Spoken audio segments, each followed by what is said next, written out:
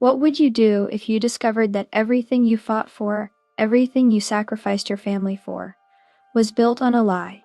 This is the story of two brothers who destroyed each other over land that was never theirs to begin with. Once upon a time, in a prosperous farming village, there lived two brothers named Arjun and Karan. They were the sons of Mohan, a respected landowner who had built a successful farm through decades of hard work. Arjun was the elder brother, serious and practical. He had a methodical mind and believed in planning everything carefully. He was married with two children and took his responsibilities as the eldest very seriously. Karan was the younger brother, more creative and spontaneous. He loved trying new farming techniques and was always full of ideas. He had recently married and was eager to start his own family and prove himself. Despite their different personalities, the brothers had always been close. As children, they played together in the fields. As young men, they worked side by side, helping their father expand the farm. They were not just brothers by blood, but best friends. Their father, Mohan, was proud of both his sons. He had built the farm from almost nothing, starting with a small plot of land and gradually acquiring more through smart purchases and hard work over the years. By the time he reached old age, Mohan owned substantial farmland that made him one of the wealthier men in the village. "My sons," Mohan would often say, "this land is my legacy to you. I built it not for myself, but so that you and your children would have security and prosperity. Promise me you will always stay united. Brothers are each other's greatest strength." "We promise, Father," both brothers would say, and they meant it sincerely. Mohan was a careful man. He kept meticulous records of all his land transactions, property documents, and business dealings in a large wooden chest in his room. "Documentation is important," he would tell his sons. "Always keep proper records." The brothers would nod, though neither paid much attention to the paperwork. They trusted their father completely and assumed everything was in order. Life was good. The farm prospered. The family was happy and united. But then, as it happens to all of us eventually, Mohan fell ill. Age and hard work had taken their toll on his body. Within a few weeks, it became clear that he didn't have much time left. On his deathbed, surrounded by his sons and their families, Mohan tried to speak about important matters. "My sons," he said weakly, "there are things I need to tell you. About the land, about everything." But his voice was failing. The illness had weakened him too much. "Father, don't strain yourself," Arjun said, holding his hand. "We know you love us. That's all that matters. But the documents in the chest, you must read," Mohan gasped. "We will, Father," Karan assured him. "Don't worry. Rest now." Mohan closed his eyes, trying to gather strength to say more. But he never got the chance. That night, he passed away peacefully in his sleep, his final words left unspoken. The brothers grieved deeply. They gave their father a proper funeral, and the entire village came to pay respects to the man who had been a pillar of the community. After the mourning period ended, it was time to divide the inheritance. This was when the problems began. The brothers sat down to discuss how to split the land fairly. They spread out the property documents their father had kept in his chest. "Father owned approximately 50 acres total," Arjun said, examining the papers. "We should divide it equally, 25 acres each." "Agreed," Karan nodded. "But which 25 acres? This seemed like a simple question, but it opened a door to complications neither brother had anticipated. "The northern fields are more fertile," Arjun pointed out. "They have better irrigation and produce higher yields. If we're dividing equally, we should each get half of the northern fields and half of the southern fields." Karan frowned. "But the southern fields have the well that father built. Whoever gets that section has a major advantage. Also, the main road access is from the south. The northern fields are harder to reach with heavy equipment. So what are you suggesting? Arjun asked, a slight edge creeping into his voice. I'm suggesting we need to think carefully about how to make this truly equal, Karan replied. What started as a reasonable discussion slowly became an argument. Each brother could see the advantages and disadvantages of different sections of land, and each, without quite realizing it, began advocating for the sections that would benefit him most. The eastern boundary has fruit trees that father planted, Arjun said. Those are valuable. Whoever gets that section should get less of something else to compensate. Those trees are old and barely produce anymore, Karan countered. You're overvaluing them. I'm not overvaluing anything. I'm trying to be fair. Fair? You want the best irrigation and the fruit trees. Their wives got involved, each naturally supporting her husband. The children sensed the tension. What had been a united family was developing cracks. After weeks of discussion, they decided to hire a surveyor to properly measure and evaluate all the land.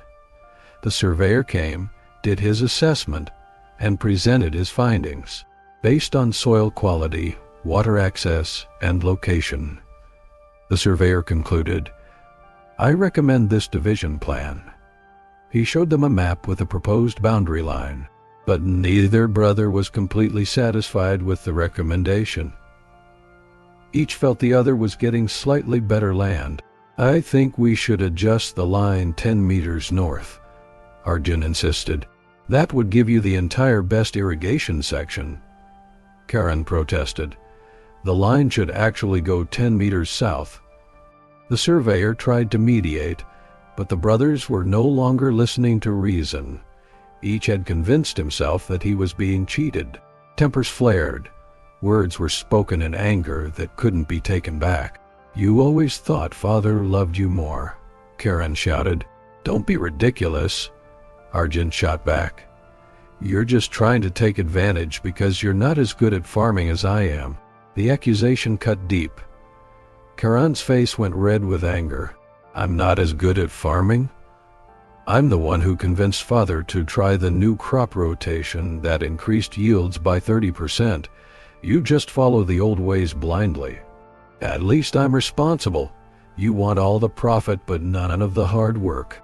That night, both brothers went home furious. Their wives added fuel to the fire, each feeling protective of her husband and suspicious of the other brother's motives. What neither brother realized was that they were both acting out of fear, not greed. Fear that they wouldn't be able to provide for their families. Fear that they would be taken advantage of. Fear of uncertainty. But fear, when not acknowledged and addressed, looks a lot like greed and selfishness. Unable to agree on the division, the brothers decided to take the matter to the village council, a group of respected elders who traditionally mediated disputes. The council listened to both sides and proposed a compromise. But by this point, neither brother trusted the other enough to accept any compromise. Each suspected the other of manipulating the council members. I heard Karan spoke to Elder Ramesh privately, Arjun said to his wife. He's trying to influence the decision. Then you should speak to the other elders, his wife urged. Don't let him cheat you. Meanwhile, Karan was having similar thoughts. Arjun brought gifts to Elder Sharma's house. He's obviously trying to bribe him. Both brothers began politicking, trying to win supporters among the village elders and influential community members. The issue that should have been a private family matter became a public spectacle. The village divided into factions. Some people supported Arjun, others supported Karan. Neighbors stopped speaking to each other based on which brother they supported. Even the children at school began identifying as Arjun's side or Karan's side. The village council, frustrated by the brothers' refusal to compromise, eventually threw up their hands. If you cannot agree, the head of the council declared, then take your dispute to the courts. We can do nothing more for you. This was exactly the wrong solution, but neither brother could see it. Both were now convinced that only a legal ruling could bring justice. They hired lawyers. The case went to civil court. And this is when things truly spiraled out of control. The lawyers, who profited from extended litigation, encouraged conflict rather than resolution. They found obscure legal precedents and property law technicalities. They requested survey after survey, each one costing money and yielding slightly different results. The case dragged on for months, then years. The legal fees mounted. Both brothers began selling off other assets to pay their lawyers. The very farm they were fighting over became less productive because neither brother was paying proper attention to it anymore. All their time and energy went into the legal battle. Their relationship deteriorated completely. They stopped speaking, except through lawyers. Family gatherings became impossible. The brothers who had once been best friends now looked at each other with hatred and suspicion. Their children, who had grown up as close cousins, were no longer allowed to play together. "That is your enemy's child," they were told. "Stay away." 5 years passed, then 10, then 15. The farm that had been prosperous under their father's care fell into disrepair. Creditors began circling. Both brothers had taken loans against the property to pay legal fees. The land they were fighting over was now mortgaged to the point where even if one of them won, it would be worth little. The village that had once respected their family now shook their heads in pity and disgust. "Look at Mohan's sons," people would say. They took the legacy their father built and destroyed it fighting each other. But both brothers were too deep in the conflict to step back. Neither could admit that they had made a mistake. Too much time, money, and pride had been invested. They had to win, no matter the cost. 20 years after their father's death, the legal battle reached its climax. The court was finally going to issue a verdict. Both brothers sat in the courtroom, now middle-aged men with gray in their hair. The years of stress had taken their toll. Arjun looked tired and bitter. Karan looked the same. Neither remembered clearly anymore what it felt like to be brothers, to laugh together, to support each other. The conflict had consumed them so completely that their entire identities had become wrapped up in this legal fight. Their families had suffered too. Arjun's son had dropped out of school to work and help pay legal fees. Karan's daughter had postponed her wedding because the family couldn't afford it while funding the lawsuit. The judge, an elderly woman who had seen many such cases, looked at the two brothers with a mixture of pity and frustration. "I have reviewed all the evidence, all the surveys, and all the property documents," she said. "This case has consumed tremendous resources and time. Before I deliver my verdict, I want to ask you both a question." She looked directly at Arjun. "Sir, if you win this case, what will you gain?" Arjun stood up. "I will gain justice, Your Honor. I will get what is rightfully mine, the land that my father meant for me." The judge nodded, then turned to Karan. "And you, sir? What will you gain if you win?" Karan stood as well. "The same, Your Honor. Justice, my rightful inheritance, the land my father wanted me to have." The judge sighed deeply. Two brothers, both claiming to fight for their father's wishes, yet neither seems to remember what their father actually valued most. She gestured to someone at the back of the courtroom. An elderly man stood up slowly and walked forward. The brothers recognized him as Gopal, their father's oldest friend and the former village elder, who had retired many years ago. "Your Honor," Gopal said, his voice trembling with age, "I have something these brothers need to see before you deliver your verdict. Something their father entrusted to me 20 years ago with specific instructions." He pulled out an envelope, yellowed with age, but sealed with wax. Both brothers stared at it, confused. "Your father gave this to me the day before he died," Gopal explained. "He made me promise not to open it or give it to you unless you ended up in court fighting over his land. He hoped it would never be necessary, but he was a wise man, and he knew his sons well. He knew there was a risk." The judge looked intrigued. What is in the envelope? A letter from their father, Gopal said. And the truth about the land they've been fighting over for 2 decades. The judge allowed Gopal to open the envelope. Inside was a handwritten letter in their father's familiar script. Gopal began to read aloud, his voice cracking with emotion. My dear sons, Arjun and Karan, if you are hearing this letter read in a court of law, then my worst fear has come true. You are fighting over the land I left behind. You have let property destroy the bond between you. I had hoped to explain everything before I died, but fate did not give me that chance. So let me tell you the truth now. Though it comes too late, the 50 acres of land you have been fighting over is not mine. It never was. 20 years before you were born, I was a poor farmer with nothing. I worked as a laborer on land owned by a wealthy man named Suresh. He was old and had no children. Over the years, we became friends.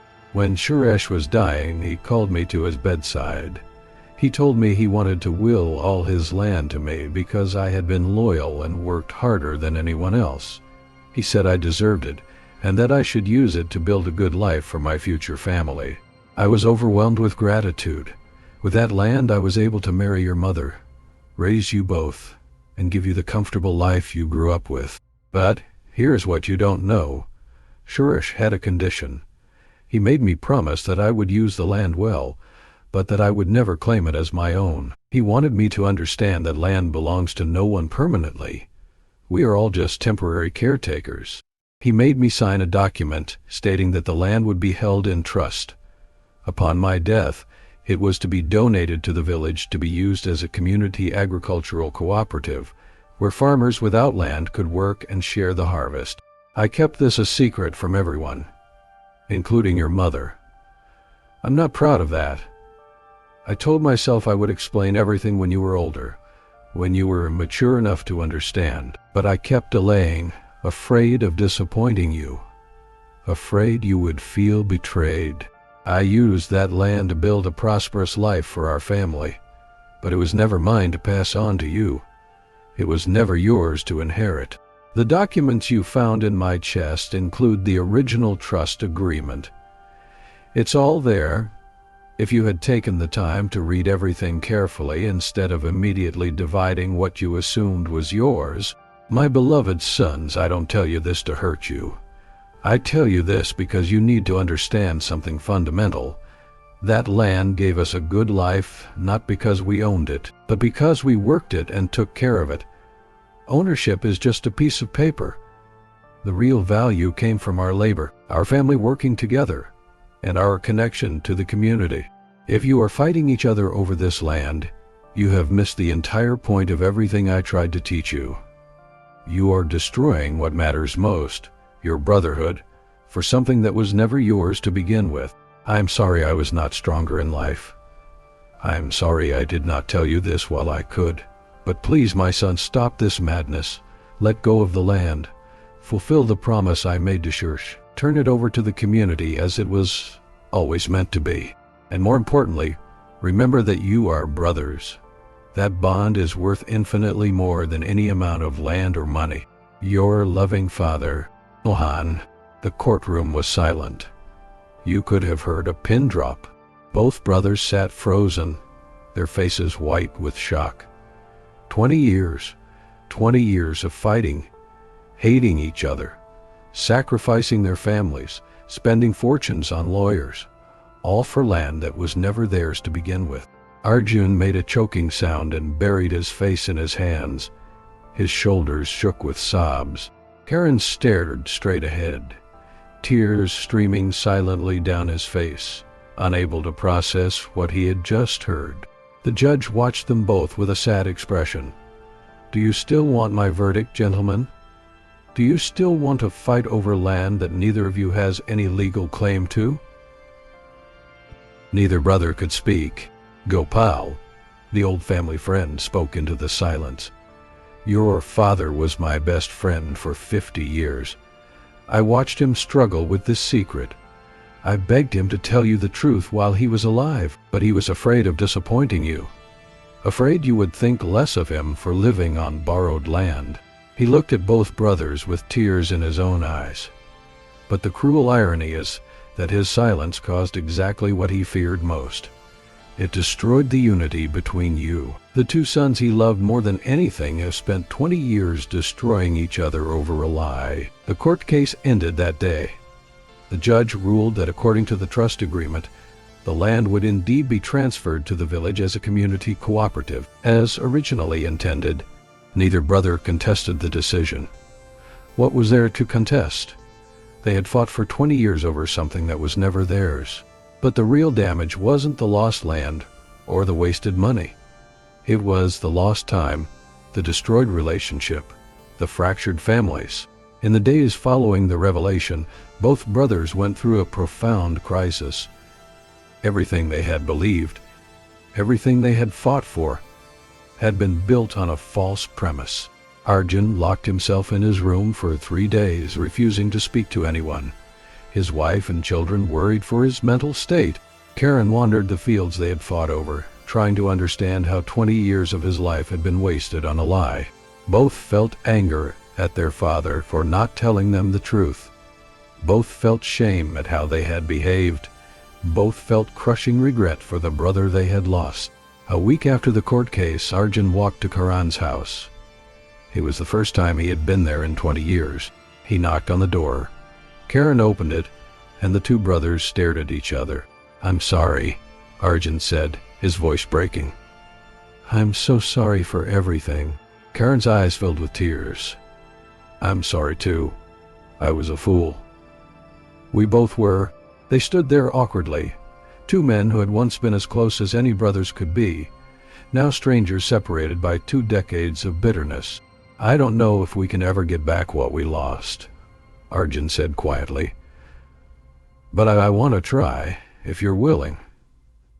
Karan nodded, unable to speak. The two brothers embraced for the first time in 20 years, both crying, both mourning the time they had wasted and the damage they had done. It wasn't a magical healing moment. The wounds were too deep for that. But it was a beginning. In the weeks and months that followed, the brothers began the slow, painful process of rebuilding their relationship. They met regularly to talk, to share meals, to try to remember who they had been before the conflict. Their families were awkward around each other at first. 20 years of animosity couldn't disappear overnight. The children, now adults themselves, struggled to accept the reconciliation. "How can you forgive him after everything?" Arjun's son asked angrily. "Because he's my brother," Arjun replied. "And I've realized that I was just as much to blame as he was. We let fear and greed blind us to what really mattered. I don't want to waste whatever years I have left on hate." The village, which had watched the brothers feud with sadness, now watched their reconciliation with cautious hope. The land was officially transferred to the community. A cooperative was established, managed by a committee of local farmers. Ironically, both Arjun and Karan ended up working on that land again, but now as part of the cooperative, alongside neighbors and other farmers, working side by side in those fields. The same fields they had fought over for 2 decades had a healing quality. They remembered working there with their father, remembered the lessons he had taught them, remembered what it felt like to be brothers. One evening, several months after the reconciliation, the brothers sat together watching the sunset over the fields that had once been the source of so much conflict. "Do you ever regret it?" Karan asked. "All those years we wasted?" Arjun was quiet for a long moment. "Every single day, when I think about how my children grew up without their uncle, how we missed being part of each other's lives, it breaks my heart." "Me too," Karan said quietly. "I missed my brother." "I missed you too." They sat in silence, both lost in thoughts of what might have been. "Why do you think Father didn't tell us?" Karan finally asked. "Why did he let us believe the land was ours?" Arjun sighed. "I think he was ashamed. He built our comfortable life on land that wasn't his to give us. He probably told himself he would explain everything eventually, but kept putting it off. It's easy to delay difficult conversations. And then it was too late, Karan said. Yes. Do you think he knew we would fight? Karan asked. Arjun thought about the letter. He feared it. That's why he prepared that letter and gave it to Gopal. Part of him knew his secret could destroy us. But I think he hoped we would be better than we were. He hoped our love for each other would be stronger than our greed. He was wrong, Karan said bitterly. No, Arjun corrected gently. We proved him wrong. There's a difference. We had a choice, and we chose poorly. We let fear and suspicion poison us. That's on us, not on him. Karan nodded slowly, accepting the hard truth. I've been thinking, Arjun said, about what we could have done differently. Everything, Karan said with a sad laugh. We could have done everything differently. True. But specifically, we could have just talked to each other. Really talked, not argued. We could have said, look, this is difficult, but we're brothers, and we love each other. Let's find a solution that's fair to both of us, and let's trust each other to be honest. Instead, we immediately assumed the worst about each other, Karan said. Yes. And once that assumption was made, everything else followed. Every action the other took was interpreted through the lens of suspicion. If you said the sky was blue, I would wonder what you were trying to hide by stating the obvious. They both chuckled sadly at how ridiculous it sounded when put into words. The lawyers didn't help, Karan said. They profited from keeping us fighting. True, but we hired them. We gave them that power. We're responsible for our own choices. A comfortable silence fell between them, the kind of silence that only exists between people who know each other deeply. I want to tell our children what we learned, Arjun said. I don't want them to make the same mistakes. What would you tell them? Karan asked. Arjun thought carefully. I would tell them that property and money are temporary, but family is forever. If you take care of it, I would tell them that when conflict arises, and it always does, you have to fight harder to maintain the relationship than you fight to win the argument. I would tell them that most of what we think we're fighting about is really just fear, dressed up as principle. Karan nodded. And I would tell them that the truth always comes out eventually. So you might as well face it early, when you still have time to do something about it. Years later, when both brothers had grown old, they would sometimes visit the community cooperative farm together. They would watch young farmers working the land that had once nearly destroyed their family. The cooperative had become quite successful. Dozens of families without land of their own now had a place to work and earn. The harvest was shared fairly among all who contributed labor. Father would have been happy to see this, Karan said during one such visit. Yes, Arjun agreed. This is what he wanted. Not a source of conflict between his sons, but a resource that helped the whole community. A young farmer approached them, a man who had been able to feed his family because of the cooperative. Excuse me, sirs, he said respectfully. I wanted to thank you both. I heard that this land was donated by your family. Because of that, my children don't go hungry. I will always be grateful. The brothers looked at each other and smiled. You're welcome, Arjun said. But the truth is, we're grateful too. This land taught us an important lesson. What lesson? The young farmer asked curiously. That fighting over what you think you own will cost you what you actually have, Karan replied. And that the most valuable things in life can't be divided up or fought over in court. The young farmer nodded, not fully understanding, but sensing the wisdom in the words. After he walked away, Karan turned to his brother.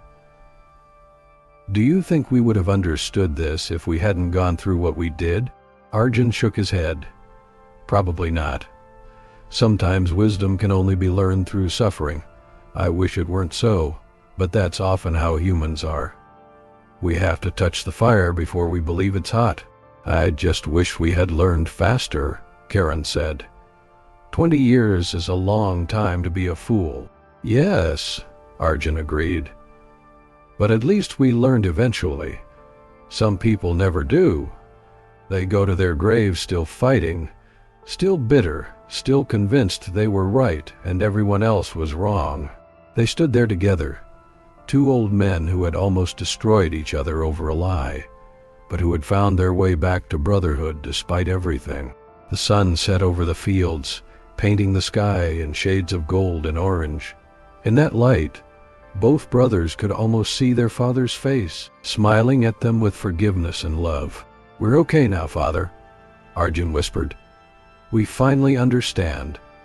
We're brothers again." And in the whisper of the wind through the crops, it almost seemed like they heard a response. "That's all I ever wanted, my sons. That's all I ever wanted." Remember, dear viewer, that in life, we often fight battles over things that don't matter nearly as much as we think they do. Property, money, being right in an argument, these things seem important in the moment. But when you look back years later, what really mattered was the relationships you maintained or destroyed in pursuit of those things. Two brothers wasted 20 years of their lives fighting over land that was never theirs. Don't make the same mistake. Whatever you're fighting about with someone you love, whether it's inheritance, money, or just pride, ask yourself, is winning this argument worth losing this relationship? Most of the time, the answer is no. Protect your relationships more fiercely than you protect your possessions, because in the end, people are all that truly matter. Thank you for watching. If this story made you think about a relationship you need to repair, don't wait. Life is too short for unnecessary feuds.